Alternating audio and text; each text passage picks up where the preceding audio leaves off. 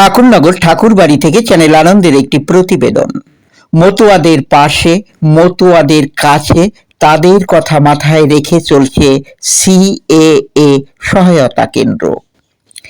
এই কেন্দ্র থেকে সঠিক ধারণা পেতে যে কেউ যোগাযোগ করতে পারেন। হিন্দু হলেই আবেদন করতে পারবেন যদি আপনি 2014 সালের আগে ভারতে এসে থাকেন। লাগবে তার প্রমাণপত্র, হিন্দুত্ববাদের প্রমাণপত্র, আরও লাগবে কিন্তু কোর্টের অর্থাৎ উকিল ধরে একটি প্রমাণপত্র বের করতে হবে, সেইগুলোও আপনারা জানতে পারবেন। তাহলে কিন্তু আপনি নাগরিকতার আবেদন করতে পারবেন এবং সহজেই আপনি তা পেয়েও যাবেন। আর একটি কথা মাথায় রাখবেন, এখানে সর্বপ্রকারের সঠিক ধারণা তো পেতেই পারেন, কিন্তু এই ক্ষেত্রে কিন্তু বাংলাদেশের একটি প্রমাণপত্র যেহেতু চেয়েছে, পাসপোর্ট কিন্তু এক্ষেত্রে গ্রাহ্য নয়।